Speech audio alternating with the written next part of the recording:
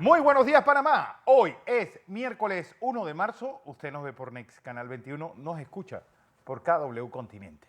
Un día en el que empezamos con esa tensión entre la minera y el gobierno. El gobierno, a través del Ministerio de Trabajo, pues no permite los despidos dentro de la minera y la minera sigue sin poder exportar. Un día también en el que, como ven, hay tensión en Bocas. Hay cierre de más de 48 horas en el área de Almirante con turistas pues retenidos y los trabajadores diciendo que no se moverán. Un día en el que se da pues ese cambio de gabinete en el equipo de gobierno del presidente Cortizo debido a quienes van a correr en las candidaturas a diferentes puestos. Pues hay cambios en el IFARU, hay cambios en el PAN Deportes, además hay un nuevo viceministro de Asuntos Indígenas. En el mundo, pues la noticia de hoy, pues 419 muertes y 0 responsables. ¿Qué pasa en Ecuador dentro de las cárceles? Un día también en un choque de trenes frontal deja más de 30 fallecidos en Grecia. Las decenas, la del 3, la del 7, la del 2 y la del 9. Don José. Buenos días, Fernando. Buenos días. Buenos días a toda nuestra audiencia que nos sigue en KW Continente Radio y en Canal 21 Next TV. Como siempre, como todos los días, nosotros le brindamos la información. Usted decide. Fernando, voy a retomar esto de que te hice de Ecuador, para comenzar por un punto de un país de nuestro hemisferio. En Ecuador, miren la importancia de lo que pasa en Ecuador con respecto a Panamá. Una gran parte de la migración que está pasando por Darién viene de Ecuador. Y la situación se va agravando y entre más se agrava, más migrantes Más vienen. migrantes va a haber. Y eso también está pasando en Perú. Pero hay más flujo de Ecuador por diversas razones. La situación en el Ecuador es de una magnitud. Hay, creo, un análisis de esto, esta migración, en la BBC. En español y en inglés está un artículo sobre este proceso de migración y del estado en que se encuentra la economía, la política y la sociedad. Y es un país con dólares. Dolarizado. Sí, que no podemos decir que eso no nos puede pasar a nosotros. Estamos hablando de un país dolarizado. Y donde el presidente Lasso, que es un hombre empresario, fíjese que esto no tiene que ver ahora Con el color del... con el color de la ideología, sino con el extremismo. Enfrentado ahora, el presidente, a una acusación en la Cámara, donde ya la comisión legislativa que hace la investigación recomienda el llamamiento a juicio al presidente Lasso de Ecuador. Si va a ser o no va a ser el juzgado es inmaterial. Lo que va a hacer todo esto es a provocar un nivel mayor de incertidumbre y de riesgo para ese hermano país de Ecuador.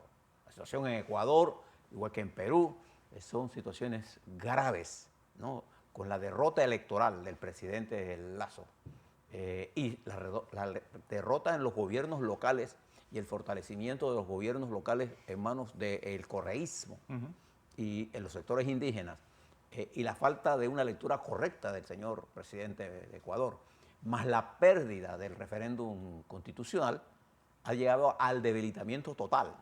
Y ahora el juicio. Sí. Y lo van a juzgar, ¿sabe por qué? Por traición a la patria. O sea que es la destitución lo que está detrás de eso. Exactamente. Y esa traición a la patria es el mote.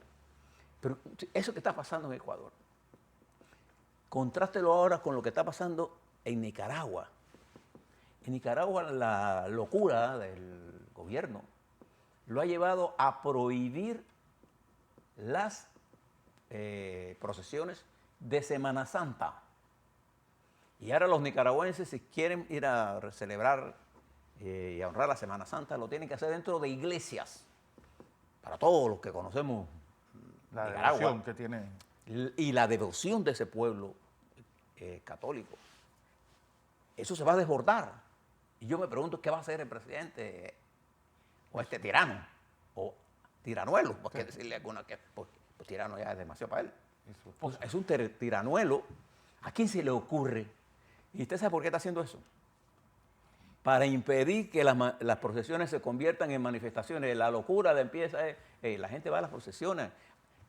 Aquí hay en Panamá procesiones de Don Bosco, gigantescas. ¿A quién se le ocurre pensar que Ni siquiera en la crisis del 80 se convirtió en No, una pero en manifestación ningún política, lado. en ningún lado. Esto es aquí nada más.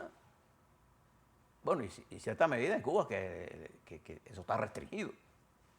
Entonces, mire esto de Nicaragua y mire el discurso de Bukele, encantado de la vida con una cárcel que dice él que tiene 40,000 y que él va a poner a la gente presa violando claros preceptos constitucionales y además claros preceptos de los derechos humanos de la humanidad. Porque él es el de la lineadura y él va a acabar con las pandillas y dentro de la pandilla mete a toda la oposición. ¿Ves la confusión? Preste la atención, porque hay unos países que están tratando de mirar, preste atención a lo que va a pasar en Honduras. Pero le menciono esto porque Fernando le habló rápidamente de Ecuador. ¿Por qué es importante conocer lo que está pasando en el mundo? Para saber cómo nos afecta eso a nosotros. Migración ilegal es uno de los grandes problemas que estamos afrontando nosotros. Y la esencia de combatir eso no está en recoger las licencias de los buses aquí en Panamá. Es cómo impedir la migración ilegal. Y eso se resuelve en una política multilateral con esfuerzo y con información correcta al país, ¿no? Sin pretender creer que yo debo usar ese tema para atacar al gobierno, esto es un problema nacional. Que va a pasar quién, no importa quién esté en el poder. ¿Por qué? Porque esto es un problema supranacional, está por encima de la institucionalidad. Afecta a los Estados Unidos, a Europa. Bueno, hay quienes impulsan la migración. Usted recuerda cómo Bielorrusia utilizó esto de como Trump. un elemento de mandar a Siria a Europa para enredarlos. Bien. No, además que también la situación, estaba hablando de la migración. Ayer, bueno, escucharon hace un momento a Samira Gossaine hablando sobre que son gente que no tiene, es decir, nadie quiere irse de su país. Lo que estamos hablando es que esto sea regulado, porque otra de las estadísticas que también vale la pena mencionar es que en los primeros 60 días del año ha habido 90 muertos, asesinados. Y tenga usted la plena seguridad que hay muchas más, porque los coyotes, los que impulsan la invasión ilegal, que operan en Panamá, Sí. en Colombia, en Perú. Lo que contaba la señora que entrevistamos desde Ecuador. Sí, eso. $17,000 cuesta llevar a alguien desde Ecuador a México.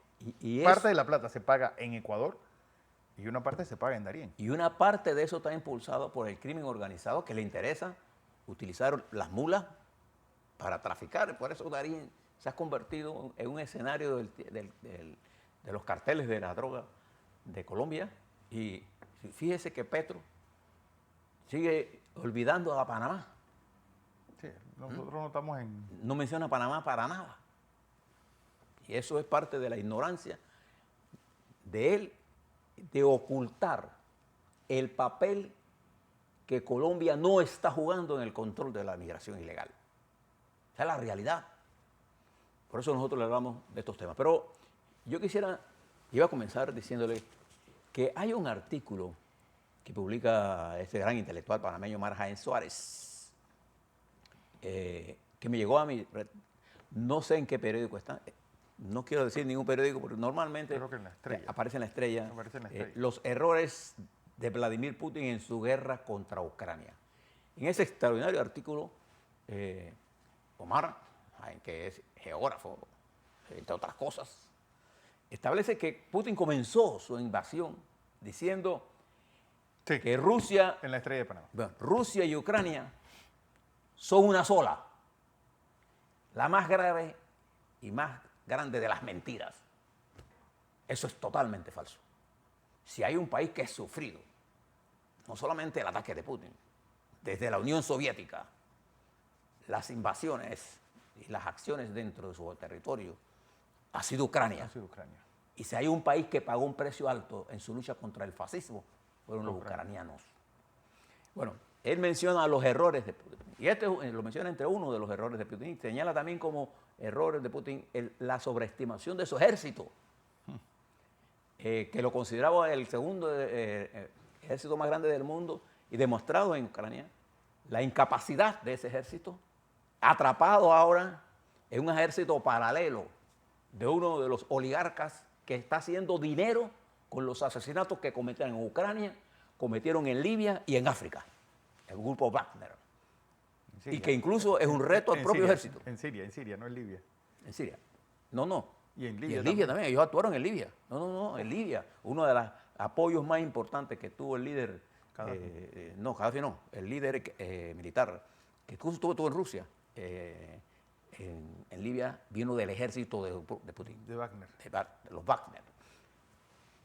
Y también están actuando en otros países de África, Burkina Faso, por ejemplo.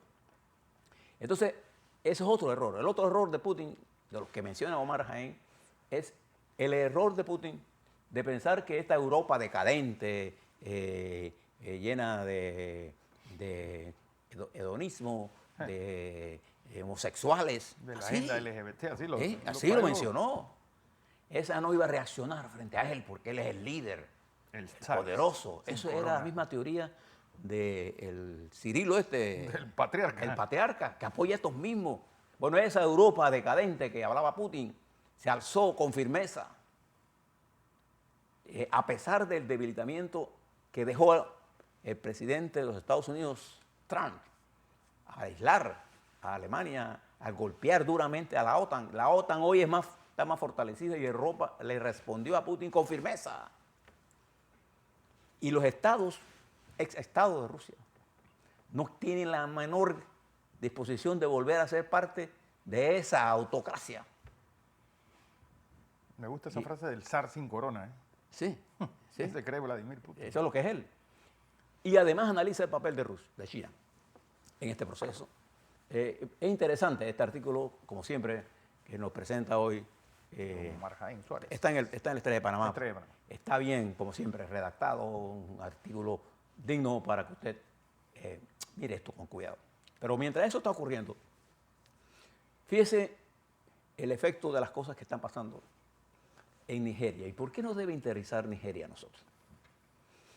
Nigeria es un país, es el país más poblado de África. Hubo elecciones el sábado y hoy tenemos los primeros resultados de esas elecciones. Se los voy a dar como están publicados. De acuerdo a este informe del Tribunal Electoral de de Nigeria, las elecciones la habría ganado el candidato Bola Ahmed Tinubu del oficialismo con 8.8 o 9.8 millones de votos. En segundo lugar, el líder histórico de la oposición, Abudabár, con 6,9%.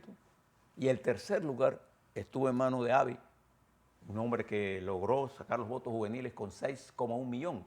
Este era el mismo orden, los mismos tres que nosotros le habíamos hablado, solo que los dos perdedores alegan un fraude descomunal.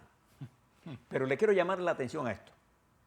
Si usted suma todos los votos de los tres grandes, y los demás son menos que esto, no llega ni a 22 millones de votos.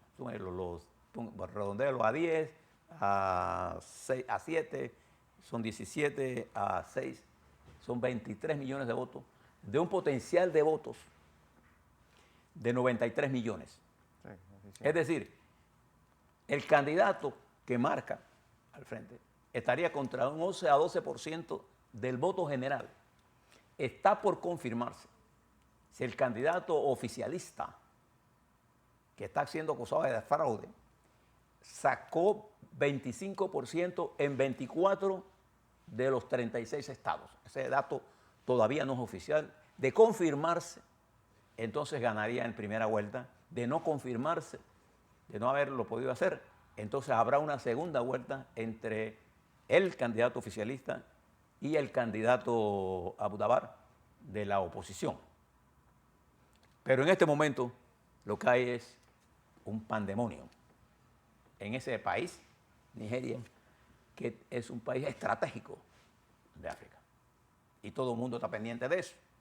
Bien, es una información que le debíamos y por eso se la estamos dando. Pero volviendo a nuestro continente, Fernando, la situación colombiana, después de la renuncia de los 3 ministros. Bueno, renuncia. De la renuncia no, ellos no fueron renunciaron. Sí, Ellos fueron votados sin explicaciones por el presidente Petro. Y en el caso del ministro de Educación, era obvio lo que estaba ocurriendo. Él se opuso, porque él fue ministro de Salud. La razón de todo esto es la reforma de salud inconsulta. Y cuando hablo de inconsulta, una cosa es consultar en la estructura tuya y una cosa es consultar en la sociedad. Lo mismo que él reclamaba a Duque, que le pedía a Duque diálogo con el pueblo. Aquí no había ni un diálogo con nadie. Esta reforma, igual que una serie de medidas que ha tomado en el plano económico, produjeron, y estas salidas abruptas o expulsiones del gobierno de las fuerzas centristas, produjeron en Colombia ayer, aparte del revolú que se armó por los Viva Air, más de 1 millón de pasajeros en tierra. Que dejó más de 1 millón de pasajeros sin conexiones y un desmadre que se produjo en los aeropuertos de Colombia. Nacionales e internacionales. Una caída del peso en la moneda oficial, el peso colombiano, que estuvo casi como, se cotizó como 4.800 dólares. Producto de todo esto, y hay un gran nivel de incertidumbre en la estructura económica, porque ¿quién va a invertir en donde la incertidumbre, las políticas sin sentidos, y ojo Panamá con lo que le estoy hablando, sí. Estos cierres de Boca del Toro afectan a las bananeras, hemos dicho aquí, lo hemos dicho aquí, a toda la parte económica de Boca del Toro. Ojo con lo que está pasando en Minera, que esto afecta no la relación y la pelea de que yo tenga con Panamá y Minera, no, esto afecta a la imagen internacional de nosotros. Como fuente de inversión, siendo Panamá hoy una de las mejores plazas atractivas para la inversión. Entonces nosotros tenemos que ser cuidadosos. Eso que tú has dicho siempre, entre más enredada esté la situación en Ecuador, en Colombia, en Perú, ¿qué refugio más ideal tiene ese capital? Y fíjese lo que le voy a decir. La Unión Europea, como ahora deja de mirar con atención estratégica a Rusia, que es un país gigantesco, pero un país gigantesco en territorio y en población, pero con una economía que no es la economía que Putin dice. El valor de Rusia estaba en su supuesta superioridad de su ejército, pero sí tiene realmente una superioridad, una gran importancia por la cantidad de armas nucleares que están en manos de estos caballeros. Pero económicamente, señalado por Omar Jaén Suárez en ese artículo, la economía rusa antes de la invasión era del tamaño de la española. Exacto. Todas las demás economías europeas son más grandes que esa. Por eso cuando usted compara China Popular con Rusia, usted da cuenta que la economía de la República Popular China es la segunda economía del mundo. Ya, con eso le digo todo. Rusia debe estar como en el 12º, 13º. Por ahí. Entonces, mire lo que ha hecho la Unión Europea. Manda a la ministra del Interior de la Unión Europea y a la ministra belga a Ecuador, que se encuentra en este momento, y viene a Colombia, preocupada por qué cosa. Preocupada por la gran cantidad de droga que viene de destinatarios de Ecuador y de Colombia.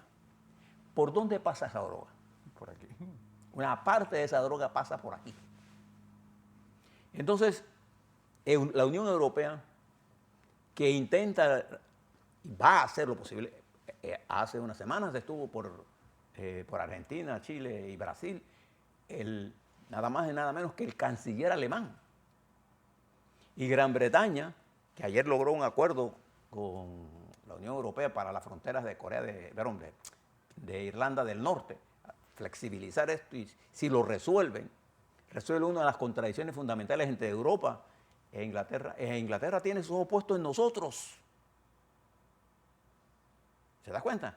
Entonces, por eso es importante que nosotros tengamos esta relación estratégica con Ecuador y con Colombia, porque son elementos importantes que contribuyen o positivamente o negativamente, o en el mejor de los casos positiva y negativamente, que es no lo que queremos. Nosotros queremos una relación positiva con Colombia y con Ecuador, pero tenemos que estar presentes, tenemos que tener presente el avance que el crimen organizado, y particularmente dentro de ese crimen organizado, los clanes de la droga han tomado territorio y tienen hombres y armas, es decir, tienen factores permanentes de la guerra, tanto en Colombia como en Ecuador. E intentan hacer cosas parecidas con Panamá, preste la atención. Ellos no están haciendo, antes Panamá era un paso y ellos respetaban la estructura. Hoy intentan controlar territorio. Y una vez que tenga control de territorio, con armamentos y dinero, tendrán factores permanentes para una guerra contra nuestra estructura débil de defensa nacional. Preste la atención a esto que está ocurriendo, porque estos son elementos importantes que tenemos que incorporar a nuestra estrategia de desarrollo. Así es. Además de eso, fíjense lo que está pasando entre los Estados Unidos y China.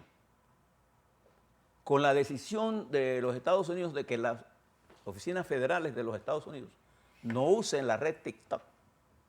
Canadá acaba de sumarse a eso. Y por el pedido, dice los Estados Unidos, de espionaje. China protesta duramente sobre esto, pero un elemento más de la guerra global y que pone a China y los Estados Unidos en un nivel de tensión nunca visto.